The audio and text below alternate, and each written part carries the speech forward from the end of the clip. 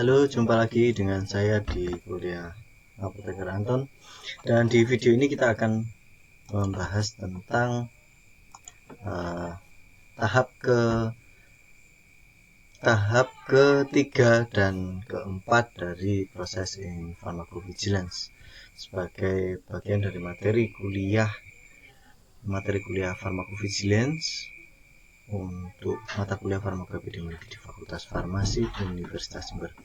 Baik, ada dua langkah yang akan kita bicarakan dalam video ini, yakni taking action dan communications. Taking action ini kita lakukan setelah kita di tahap sebelumnya melakukan evaluasi dan investigasi lebih lanjut. Di taking action ini pun kita harus punya detail yang baik tentang data ADR yang dilaporkan dari spontaneous reporting. Jadi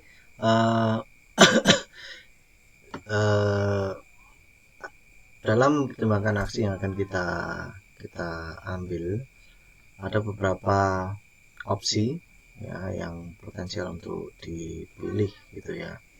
Jadi yang pertama adalah potensi untuk pencegahan adverse drug reaction, yang tergantung dari karakteristik penggunanya atau karakteristik pasien yang menggunakan obat tersebut, obat yang sedang dikaji, yakni secara demografik, misalnya dari usia, jenis kelamin, ras gitu ya, genetic factors, polymorphisms, dan ini biasanya terkait dengan ras gitu ya. Ada yang fast metabolizer, ada yang slow metabolizer dan lain sebagainya. Kemudian concomitant disease atau comorbidity ya, apakah ada hepatic atau renal failure. Kemudian history of previous ADRs, misalnya alergi, dan compliance, atau ya biasa kita lebih kenal sekarang ini dengan adherence ya, karena referensinya ini dari tahun 2009. Kemudian selain karakteristik user, juga drug karakteristik sendiri, route of administration-nya, formulation, apakah formulasinya formulasi yang biasa atau yang formulasi khusus dengan sustained atau immediate release, kemudian ataukah excipient-nya yang ternyata berpengaruh pada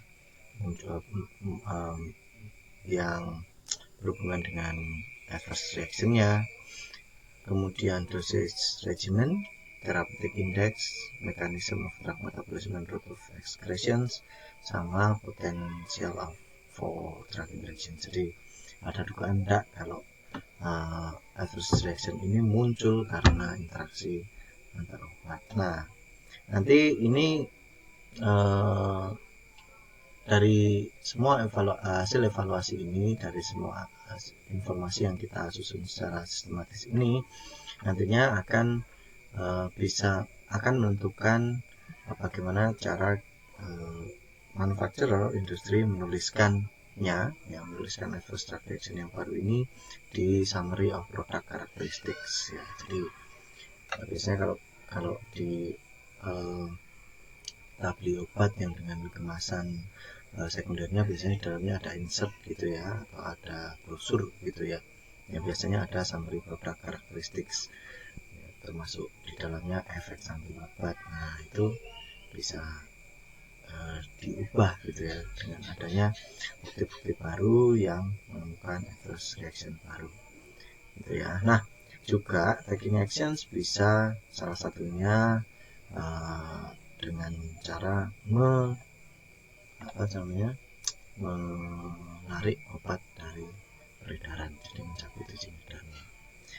Di sini ada kalimat ya, sekitar 4% ya obat yang masuk ke market harus dicabut izinnya ya, dihentikan peredarannya karena alasan keamanan. Sebenarnya ini relatif rendah yang 4%, tapi kita bisa bayangkan juga dampaknya pada manufacturer.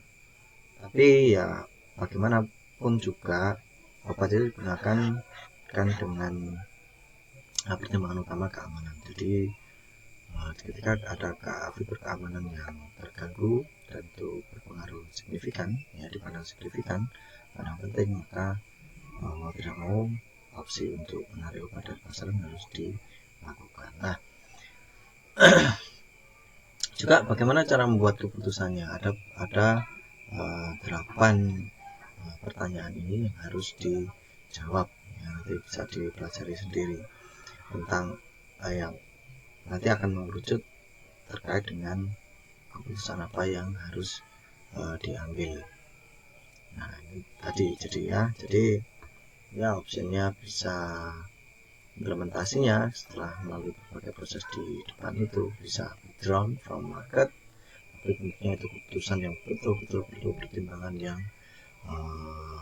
keras sekali ya, yang kadangkala juga pasti bisa dipengaruhi oleh politik dan lain sebagainya, hal di luar sains gitu ya, tapi that's another story gitu ya, bukan untuk kita bahas lebih lanjut di sini. Kemudian bisa jadi tidak perlu diubah di dari market, bisa jadi hanya di perubahan di marketing authorization dan juga informasi dari produk tersebut ya.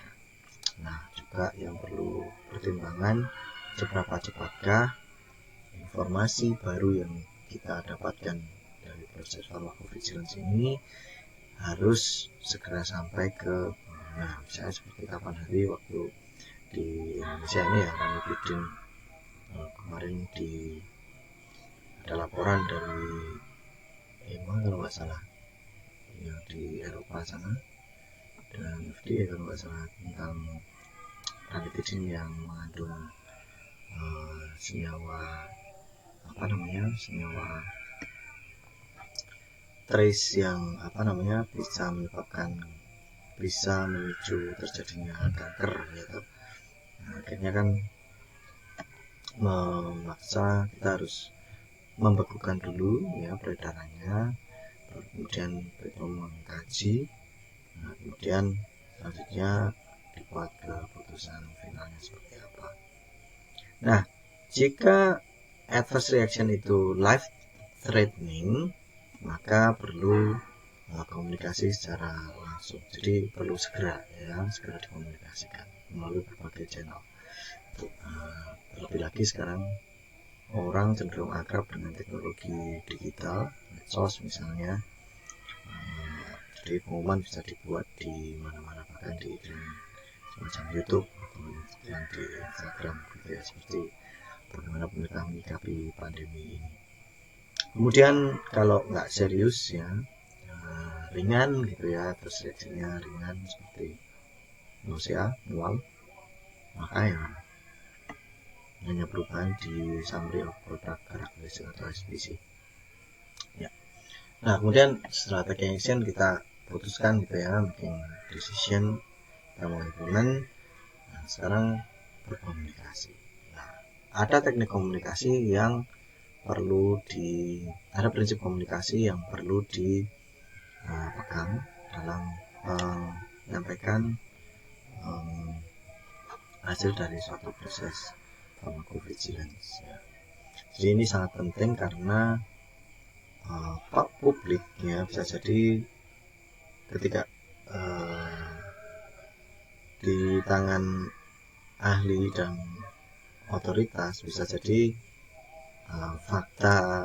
suatu fakta ketika disampaikan ke publik itu bisa dipelintir dan lain sebagainya. Bisa juga kalau tidak hati-hati respons masyarakat menjadi cenderung ekstrim seperti itu ya. Sebagai contoh misalnya dulu ketika di etilstilbestrol, obat untuk kontrasepsi dia ketika ditemukan berhubungan erat dengan terjadinya deep vein thrombosis ya, DVT itu ya, ketika diumumkan dengan tidak hati-hati, ternyata responsnya malah orang langsung menghentikan, banyak wanita yang menghentikan konsumsi dietilstilbestrol itu, obat kontrasepsi itu. Namun sebagai konsekuensi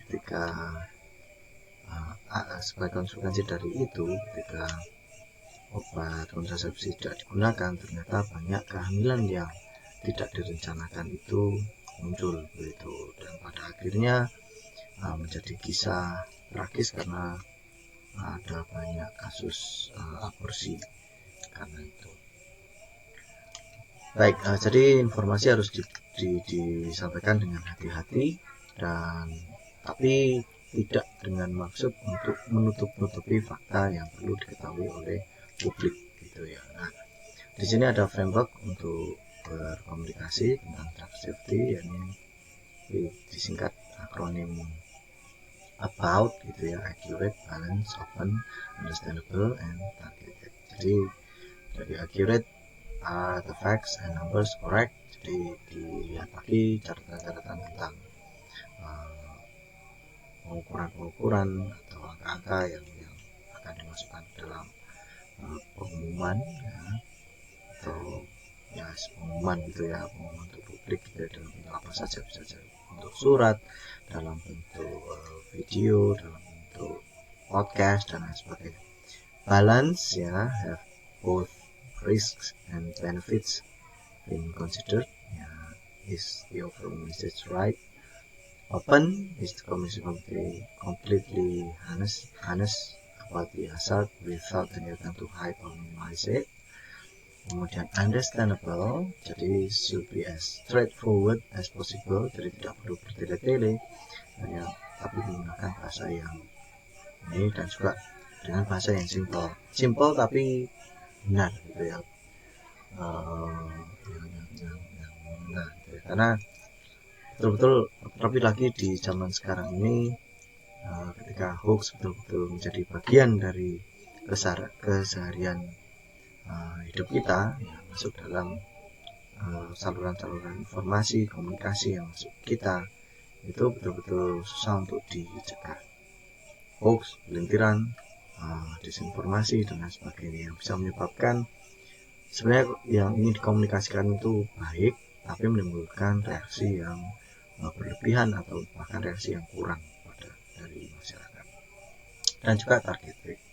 This involves considering who is the intended audience and their specific information needs. Jadi penggunaan bahasa dan lain sebagainya itu juga perlu dilihat dari target target dari komunikasi. Kemudian ya paling tidak ya dalam pengumuman ya, yang dibuat itu di sini ada panduannya gitu ya, yang paling enggak heading-headingnya itu ada ini, topik-topiknya itu ada ini: nature of the problem, drug hazard, precipitating factors, kemudian summary of the evidence for the hazard, what is being done, apa yang sudah dilakukan untuk mencegah, untuk mengevaluasi, menginvestigasi dan lain sebagainya, dan mungkin manufacturer juga sudah dihubungi untuk mengubah ini dan itu, menghentikan sementara produksi dan lain sebagainya ya. Kemudian implikasinya apa baik untuk tenaga kesehatan dan untuk masyarakat ya. Berarti juga misalnya kalau produknya sudah terlanjur ada di apotek, apa yang perlu dilakukan apotek, nah itu harus jelas juga. Kemudian overall balance view of risk and benefits ya. Dan juga nomor kontak ya yang perlu dihubungi atau hotline biasanya seperti itu, agar jika ada respons dari masyarakat bisa sana. Dan betul-betul sekarang ini itu saluran yang paling mudah untuk dijangkau itu medsos. Baik, demikian tentang langkah ketiga dan keempat dari proses pharmacovigilance, yakni tentang action dan communications. Dan selanjutnya ini akan saya cut untuk video selanjutnya tentang limitations, dan juga nanti tentang menekan lembaga-lembaga internasional yang